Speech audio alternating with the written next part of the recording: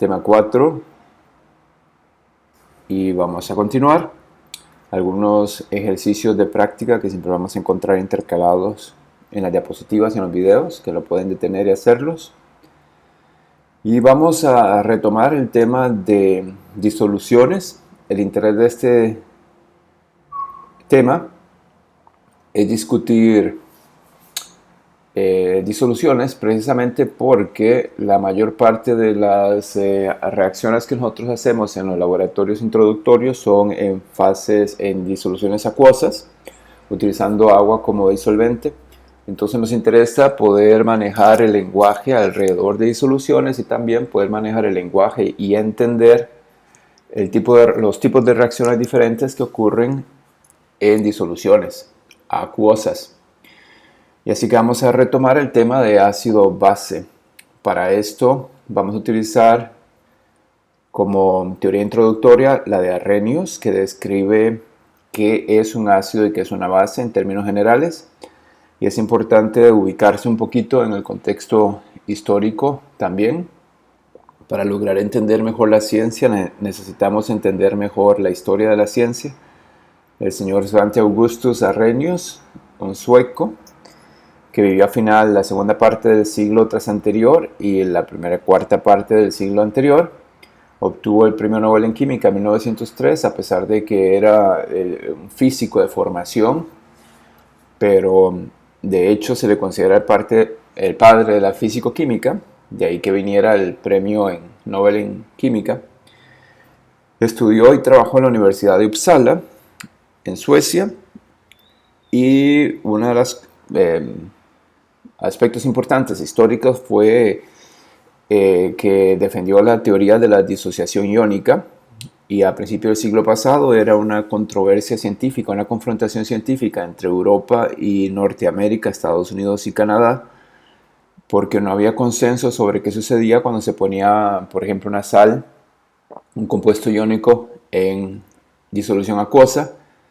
Si ocurría lo que ahora aceptamos, que es que los iones se disocian, se separan, o si sucedía lo que mantenían los asociacionistas, que era que se mantenían asociados esos iones. Pues muy bien, el tiempo le dio la razón a Arrhenius. Mucho del trabajo que llevó el premio Nobel tenía que ver con esto, con la fisicoquímica, la disociación, la teoría de disociación. Hizo un número impresionante de postulados y teorías en su tesis doctoral. Y también otra cosa que es impresionante es que hacia final del siglo XIX fue la primera persona que logró establecer una relación entre las emisiones del dióxido de carbono y las variaciones en la temperatura global, lo que luego se llama calentamiento global. Entonces fue la primera persona en establecer esta relación, y de hecho la teoría de las ecuaciones que derivó hace 125 años continúan en uso, con algunas modificaciones, continúan en uso todavía. Pues muy bien, Arrhenius lo que hizo fue que propuso como definición de un ácido aquellos compuestos que cuando se colocaban en agua se ionizaban y producían H+.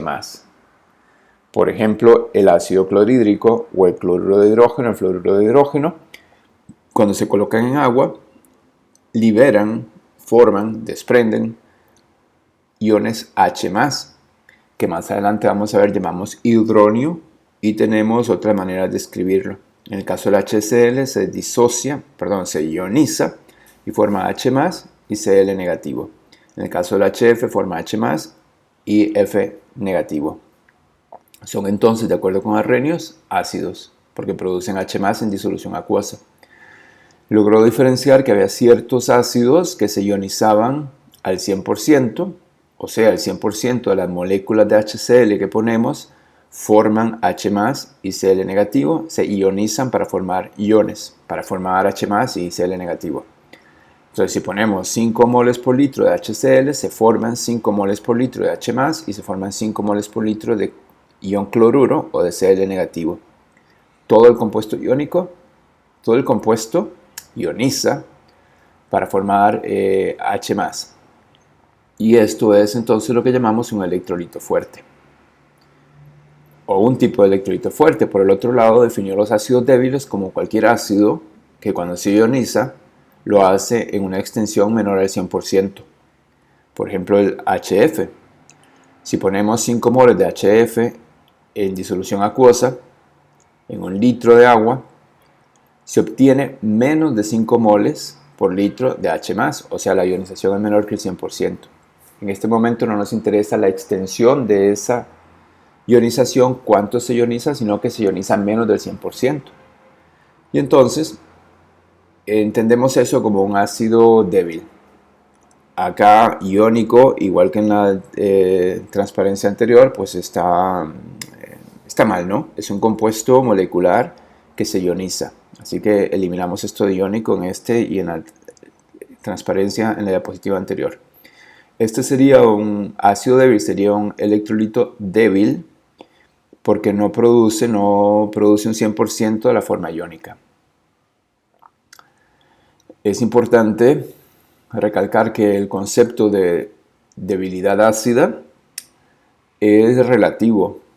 Podemos tener dos ácidos débiles como el HF y el HCN, ácido cianhídrico y ácido fluorhídrico, los ácidos débiles, pero uno de ellos puede ser más débil que el otro. O, para hacerlo un poquito más confuso, podemos decir que un ácido débil puede ser más fuerte que el otro. Esto no lo convierte en un ácido fuerte, lo hace más fuerte que el otro, pero no lo convierte en un ácido fuerte. Por eso puede ser mejor decir que ambos son débiles y uno es más débil que el otro. Así eliminamos esa posibilidad de malinterpretar que un ácido débil pudiera llegar a ser un ácido fuerte, porque eso no puede ser. Y acá utilizamos la analogía de la estatura. Dos personas pueden ser altas, pero una puede ser todavía más alta que la otra, porque es un concepto relativo. Dos personas pueden ser bajas y una puede ser más baja que la otra. O dos personas pueden ser bajas y una persona puede ser baja, pero más alta que la otra persona baja. Para nosotros es importantísimo establecer una diferenciación entre lo que es acidez o fuerza ácida y lo que es concentración de una disolución, porque tendemos a confundirlo cuando estamos comenzando con las ciencias químicas y con la teoría ácido-base. La fuerza ácida o la acidez es una propiedad de la sustancia, es invariable, es como la masa atómica, es como el estado de agregación en condiciones normales, es una propiedad de la sustancia, no va a cambiar. Entonces, el HCl es siempre un ácido fuerte, por ejemplo. Eso quiere decir que siempre que ponemos HCl en agua, se ioniza un 100%. Forma H+ y Cl negativo al 100%. Siempre, eso no va a cambiar. Pero la concentración es una propiedad de la disolución. Entonces podemos tener disoluciones diferentes que tengan diferentes concentraciones. Una disolución puede ser muy concentrada o puede ser poco concentrada. Imagínense, por ejemplo, ustedes que están pensando, por hacer alguna analogía, en una taza de café. Si ustedes lo que toman es café y lo que tienen en la taza es café, no importa la concentración de ese café, va a seguir siendo café y cuando lo prueben les va a saber a café. Les puede saber mucho o poco a café, pero sigue siendo café. Entonces, la propiedad de la sustancia aquí sería ser café. Y depende de cómo ustedes lo preparen, va a cambiar la concentración. Esa preparación sería el equivalente a la disolución. Podemos tener un ácido fuerte de concentraciones muy diferentes. Podemos tener ácido débil de concentraciones muy diferentes. La naturaleza de ser un ácido fuerte o un ácido débil es invariable, no va a cambiar. No van a pensar que de repente el café se convierte en té porque es muy diluido, por ejemplo. ¿Cómo hacemos nosotros para predecir si una sustancia es un ácido? Predecir esto entre comillas porque realmente es saber. Nosotros no predecimos. Cuando decimos predecir queremos decir cómo sabemos. Podemos saber que un ácido es una sustancia, es un ácido experimentalmente por sus propiedades físicas y químicas. En química quiere decir su reactividad. Por ejemplo, si probamos un ácido, si probamos una sustancia, vamos a darnos cuenta que tiene un sabor agrio, probablemente sea un ácido. Si esta sustancia reacciona con metales, es probable que sea un ácido. Si reacciona con metales y produce hidrógeno. Los ácidos irritan la mucosa nasal y además tienen unas reacciones que son típicas con otras sustancias que vamos a definir como bases. Y tenemos también indicadores. Uno de ellos es el papel tornasol. El papel tornasol es un papel que cambia de color en presencia del ácido y pasa de azul a rojo. Entonces, si hacemos la prueba de tornasol y pasa de azul a rojo, pues es una indicación experimental de que es un ácido. ¿Cómo sabemos si es un ácido fuerte o débil? Pues para esto utilizamos conocimiento previo. Y acá podemos decir, para efectos de este curso, que solamente existen 7 ácidos fuertes.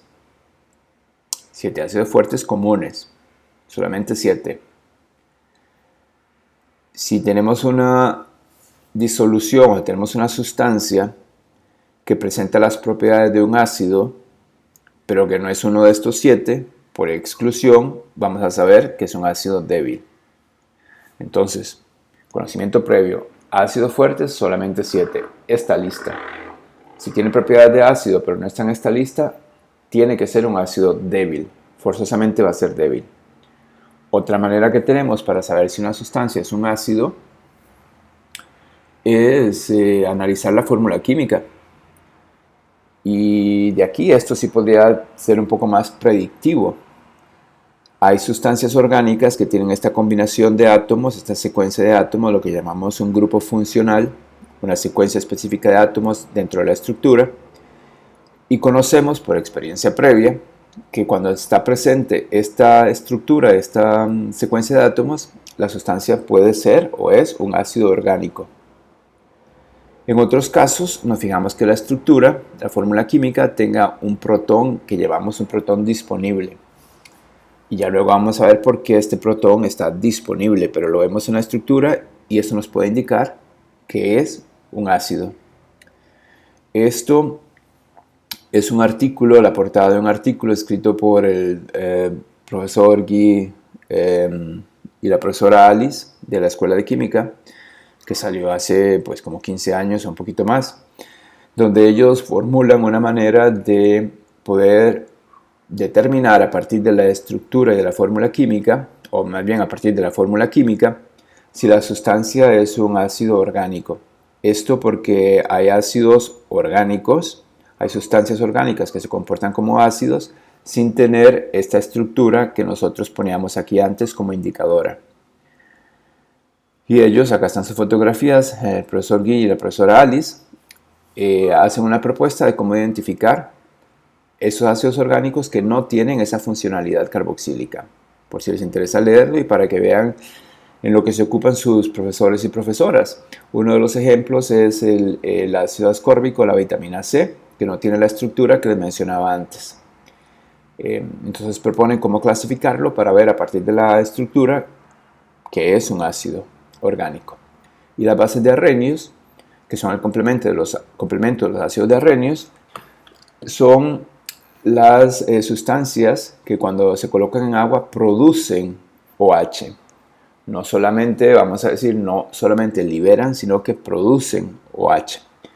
El hidróxido de sodio es un ejemplo y el amoníaco es otro ejemplo. Vean que el amoníaco no tiene, en la fórmula estructural no tiene OH. Les podría hacer pensar que no puede ser una base porque no tiene ese OH. A diferencia de la definición de ácidos era que liberaban H+. Las bases de Arrhenius producen OH. Entonces el amoníaco NH3 produce OH a través de la reacción. No lo libera porque no lo tiene en la fórmula química, en la estructura, pero lo produce. Vamos a detener este video acá y continuamos en un minuto con los que siguen.